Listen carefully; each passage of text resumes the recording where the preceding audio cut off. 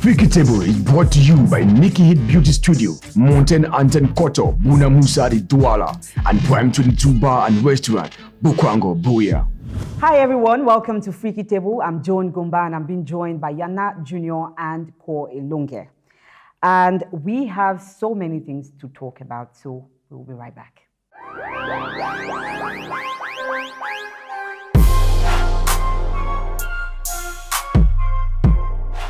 Back on Fri Table is Joan, Yana, Ko in the house, and we are going to be talking social media and trendy topics, and top on the list is the hashtag End Anglophone Crisis. It is something that has occupied all social media platforms in Cameroon, especially was number one topic or trendy topic on Cameroon Twitter. Even moved over to Nigeria for a bit, and we are back here on the table to discuss this major topic. End Anglophone crisis. Now, the biggest question is, what is the Anglophone crisis for those who don't know? Guys, welcome. Thank you. Oh, very serious. We should not be that serious. We should. Fri Table is always serious topic. It's a very serious topic indeed. Ko Ilunge, I mean, you've been writing and following the Anglophone crisis extensively for almost like 4 years. For those who are watching us for the first time, or those foreigners who don't know anything about Cameroon, who has been wondering why, social media is boiling up at this point on the Anglophone crisis, can you please explain to them and perhaps us, what is the Anglophone crisis? Well, basically, it has to do with constitutional and systematic structural issues affecting the English-speaking sites or population of the country. As people might well know, that the southern Cameroons joined the French Cameroon in 1961 in a plebiscite and unified with French Cameroon under a federal system. Since then, Anglophones have consistently complained of marginalization, especially in terms of representation, but mostly in terms of the legal and educational systems. You should know that their colonial histories make in such a way that these are vastly different systems. So the French system, for example, the legal system is civil law, and this one, the English system, is common law. A foundational way of differentiating it is simply that this common law, you are assumed to be not be guilty until proven guilty. So if there's something against you, you can take bail, and then it is the onus on the person who accuses you to prove that you're guilty. Under the civil law, you're locked up, and it is your responsibility to prove that you are not guilty. So if you're accused of something, that's a very basic way of putting it. The educational system too, in terms of how it is structured, is very different. So what is it that causes the problem now is that with the successive governments in Cameroon, that is IG or Obia, have tried to create a more unified system that completely absorbs the Anglo-Saxon culture. We are talking about the legal and educational system particularly, but also social and political structures like the House of Chiefs and all of those things were wiped out. And so Anglophones have seen a systematic reprisal of these institutions and constitutional provisions that were supposed to protect them. I give an example that I've worked with Telecom for 10 years, and for majority of that time, I received documents predominantly in the French language. And so a Francophone in this country would not complain of the fact that there is no English document. Yeah. So he can only sympathize with an Anglophone. You can never complain that you've never heard your president speak in English. You can never complain. You imagine that students are here, a teacher who has been trained in geography in the French section is sent here to teach geography, where the meta language is different, everything is different. Someone who has been trained, the police force, for example, who has been trained in the tenets of civil law, comes here, does not even understand English, have to take statements that will bear witness in court. And sometimes people are in prison because the police officer does not understand even that. You have magistrates presiding over cases who are trained in the civil law system. Until the start of the 2016, Anglophones did not have a representation in the Supreme Court bench. Wow. there was no Anglo-Saxon bench there. So and you can even have the economic law, which was enshrined in the Wahada text, that it was completely in French. It required manifestation. For the GC board to be created, it required manifestation. For the University of Boya to be created, it required a manifestation in this country. So these are the type of issues that have festered into this. Right. So that was brilliant. Thank you. So we have issues. English. For those who don't know, by the way, Cameroon officially is the only bilingual country in Africa, right? Just second to Canada in the world. So we are actually trying to make you understand that there is French and there is English. But because the majority is French, the English people seem to not get the kind of opportunities that the Francophones have in Cameroon. But this Anglophone crisis has existed for 4 years now, since 2016 to 2020. But this year, a couple of just days ago or weeks ago, it is back on social media. And that's after 7 children were killed in Kumba by armed, unidentified men. We still don't have reports on the investigation or how it's going and blah, blah, blah. These kids were buried over the weekend. And that has provoked like a national outcry. In fact, it's a national outcry. It's not just because we have other people involved and people are now talking about end Anglophone crisis. Can this crisis finally just end? Now, speaking on social media, Yana, what does this hashtag really mean? First of all, rest in peace to all the kids. It addresses the main issue, which predates 2016, right? It doesn't really address the main issue that predates 2016 because the crisis is a result of the problem, right? But then it depends on who you're talking to. So, some say it's about the Southern Cameroonian question. Some say it's about the Southern Cameroonian problem. But then after the AAC too, they move from the Southern Cameroonian problem to the Southern Cameroonian question, right? So now the hashtag itself addresses one thing, which is significant, right? Ceasefire. Because once you cease fire, the crisis can then begin to end. Because if we have a complete demilitarization in English-speaking regions of Cameroon, therefore you also have those separatist fighters or those fighters who are vying for the right to self-determination can begin to see that the government, the state, right, is giving them the freedom to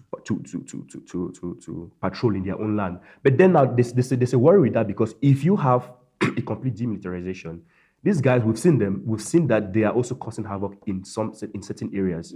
You cannot just let go like that. That's another problem. But then now, what it doesn't address, what the whole end Anglophone crisis hashtag is, it's also simplistic because it doesn't talk about justice, right, for those who have committed crimes. It doesn't talk about it doesn't talk about holding the government itself responsible. Yes, end Anglophone crisis, but how do you begin to end that? What are the major steps to take to end the crisis? Because everybody's talking right now. I know there have been different discussions being held by different groups on social media, on Facebook, and even on Twitter. I followed the Coalition for Dialogue yesterday. They said very interesting things, right? But it was more about the aspirations of where Southern Cameroons as a state is going to be, right? But the one thing they all agreed on was on justice, which is where I think we should start. Justice, then every other thing is going to follow. Right. So there's a call for justice and a call for peace, right? So some people are saying that there will be no peace unless there's justice. 100% agree. And some people don't just care whether there is justice; they just want the peace, so that we can just have peace of mind. But this hashtag now has gone way beyond Cameroon borders. Like we have the Pope talking, we have footballers talking, we have actresses and some top government officials, different places, actually calling for the state and the separatists, both camps, to come together somehow and have this dialogue that has forever not happened, for some peace to come. But Elonge, politically, you are a political analyst. When it comes to justice and peace now, as far as the Anglophone crisis is concerned, what comes first for you? Or what would come first that would lead to the rest of the things coming? To answer the question is to know what was lacking for there to be no peace. The absence of justice. Yeah. Really. So if you do not have justice, if there is no show of goodwill, there is no way you can have peace. Peace itself is just a concept. These are just concepts that we're throwing. You need To hold people at least a accountable. semblance of justice for people to feel like they are being heard. You know, for there to be some calm in society. Somebody said the absence of war does not mean there is peace. Exactly. Yeah. You know, it does not mean. I think what we are saying is that the war should end. It doesn't mean peace would return. Yeah. It's just that the war, maybe the killing and all of that. See, a lot of people are tired because you imagine somebody who stays in Kumba, where that's a town which has been heavily hit by the current crisis, and you know, you leave Kumba, you come to Boya, where you have no family, you're an IDP, you have to struggle. Boya is relatively safe. Elonge works in Kumba. He can tell you his experiences on the road. I mean, at times when he comes on and he recounts the story, and I'm like, man, this is horrible. Yeah, we understand that, but then another thing too is with the government not willing to come to the negotiation table. They said the form of the state is non-negotiable. But I thought the government had like a dialogue in their That own. was a formed dialogue. Just It was a formed dialogue. Yeah, but then you cannot say the form of the state is not negotiable when the foundations on which the state was built on negotiations, right? It was built on on two parties coming together who in them coming together they were supposed to have equal rights, right? But, like even the bigger issue that the government has constantly shown that the form of the state is negotiable because they changed the form of the state in 1972 from a federal system to. But then it was dictated on. Yes, so that's what I'm saying, that it was negotiable. Yeah. Because they say it's not negotiable now, but that's after They made it. they made it a unitary. Exactly, because the moment it moved from the moment it was changed from United Republic of Cameroon to Republic of Cameroon, it obviously meant each party was supposed to return to their pre-existing state of 1961. Let's just stick to the social media, the influence of social media on this crisis, or just how much we are talking about it now. Who are those talking now? Who are those involved? Now, celebrities are back on the discussion table. Yeah. We have not just Cameroon, as in those who live in Cameroon. We have Mbappe was also, went online and said, you know what, end Anglophone crisis. The Pope, the footballers, musicians, actors, even business people, except Samuel Eto'o. As usual. So you have all these people now coming up. I think, is it going to help? Like the social media outcry and pour of support and love and everything that everybody's got, is it going to help?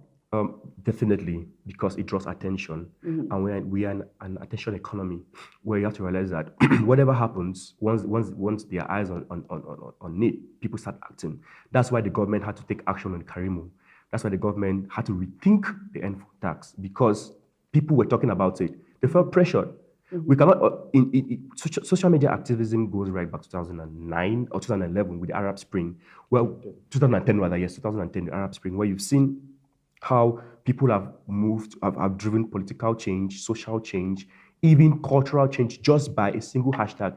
Because hashtags drive an idea, right? They manifest a desire of the people. They also breed the aspirations of the people. For example, with Black Lives Matter, you know exactly what we're talking about. Which means by the time you went to the hashtag, you click on it, you see the events which chronicle Black Lives Matter, right? Now you have the end Anglophone crisis. There was a hashtag coined by Poise Social on Twitter, which was end my Anglophone crisis story, which means it was accompanied by the end Anglophone crisis hashtag, which means you're looking at the hashtag end Anglophone crisis and you're seeing the story behind the hashtag, which gives you a certain idea of what's happening, and that helps people to get educated about the atrocities which have given way for that hashtag end Anglophone crisis. So we cannot estimate how far hashtags can go in bringing change, because they educate, they curate information, and they also drive a message let's take NSAS, for example. It was NSAS and it went to 505 because the campaign had moved just from ending SARS to meet up to their demands, but did not stop NSAS because SARS wasn't ended. So they went to 545. So hashtags are, in advertising, what we call the big idea, right? What carries the campaign or the advertising message. So hashtags are like big ideas which carry along so many messages which have to exist depending on platforms. For example, on the billboard, you have maybe end Anglophone crisis, right? But then what else follows is maybe a message that's going to communicate to the person on the street. But on social media, you're going to talk about experiences because it's a more interactive platform. On TV, you're going to have debates with the carry, and so it depends on the platform you are in. Yes, can it bring about change? Yes, because now we're having discussions. We've never seen celebrities who are naturally aloof to social change, to political activism, social media activism in general, with celebrities, mainstream media, even traditional media. Billboards, I saw a digital billboard the other day in Douala about end Anglophone crisis. We've even seen the other side of the Mongo who are generally just, generally don't care.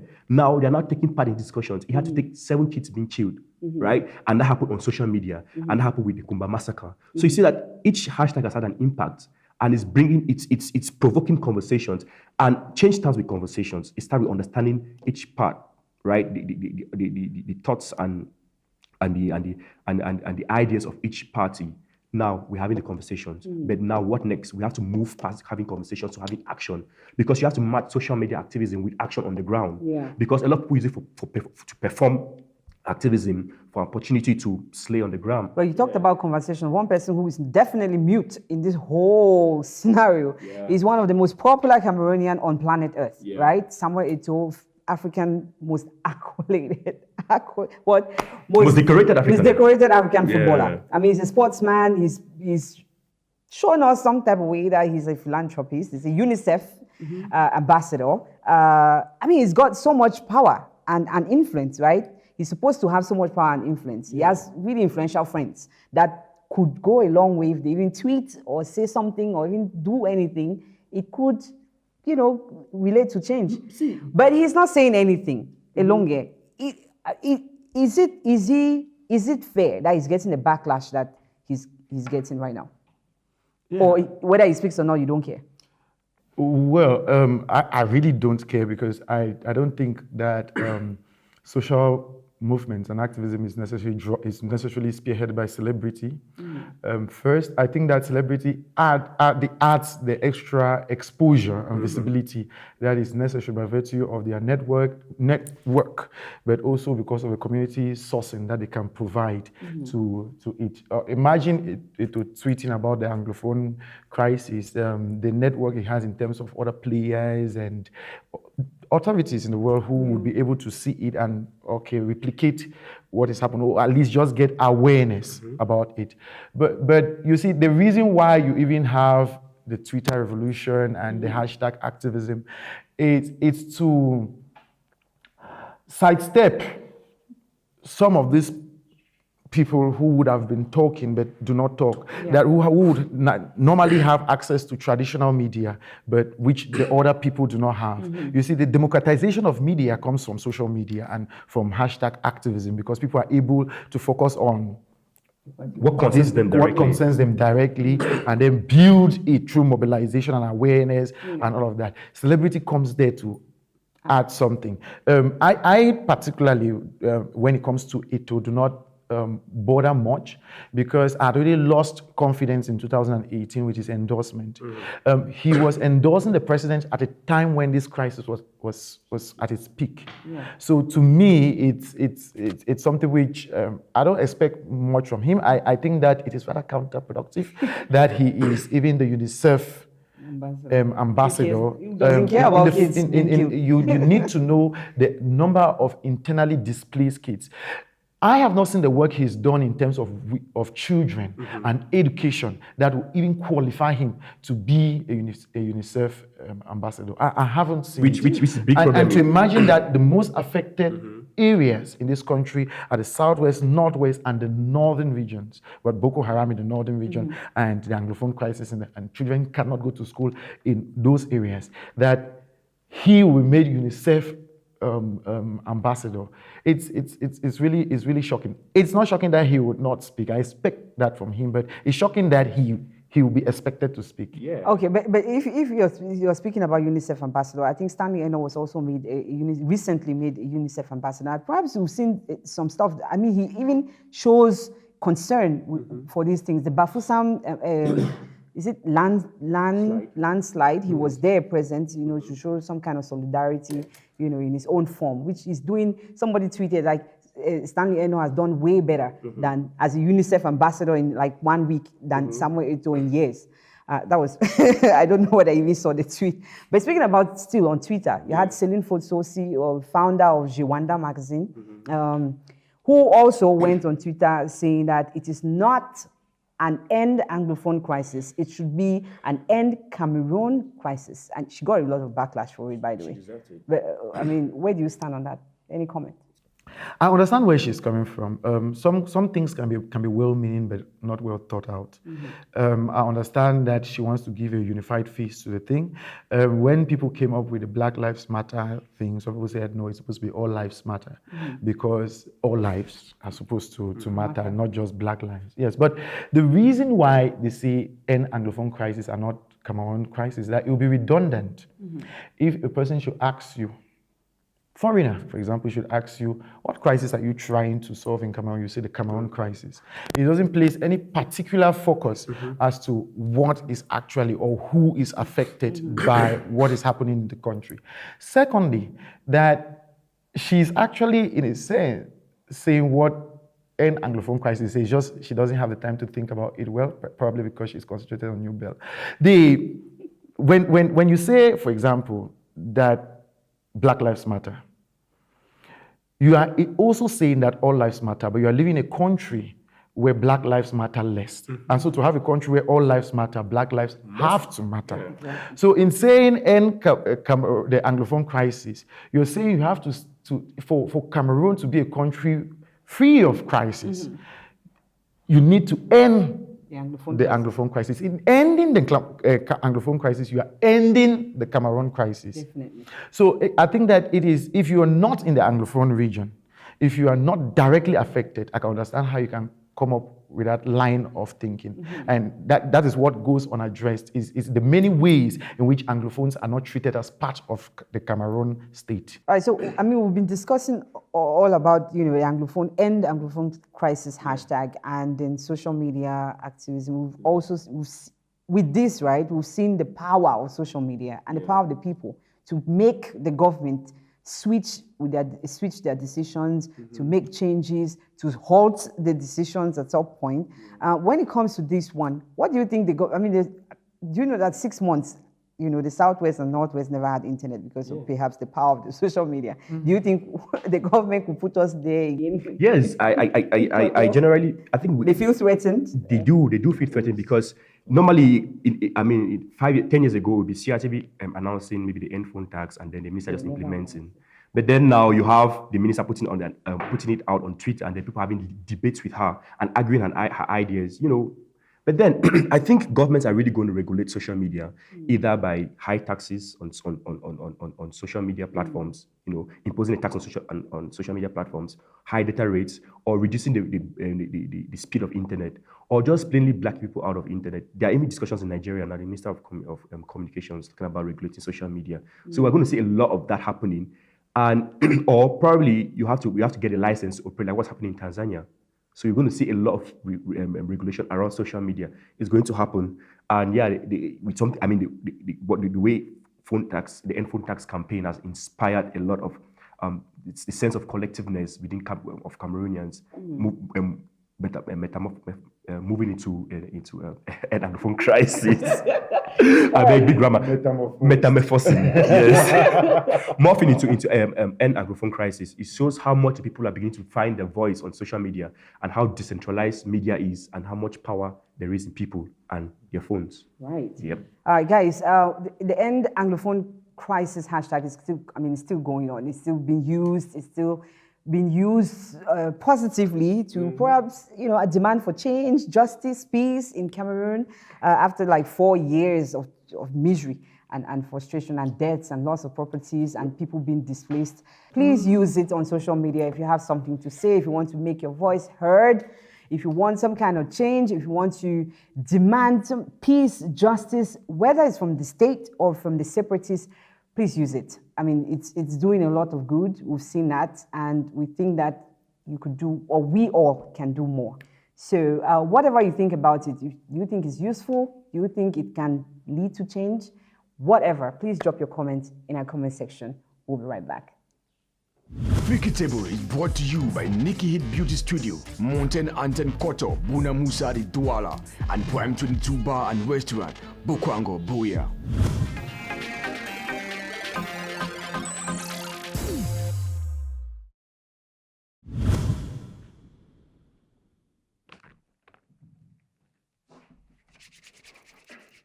Hey guys, I came around, these guys are not, so I used the opportunity to be on TV, to be on camera. Hey, wow, nice. But hey, don't forget something. My name is MC Dibenja, and I'm a Big 237X housemate. You know what that means, right? Before I go, I'm coming soon. Before I go, please don't forget to like their Facebook page, and on Instagram, follow them, Freaky Table, and don't forget to subscribe to the YouTube channel, DcodedTV Show on YouTube. And hey, before I go, don't forget, my show is coming up, Dibenja Challenges. Make sure you follow us. Yeah. Nice content. Sit down, sit back down. Sit down. It's okay. It's very hard to catch on away from my chair. Una own show, una me give me microphone For 3 days. About 1 week before camera. them, my No You are using camcorder here. I was just helping. helping what? Go Help me 57. Leave this place. to Paco.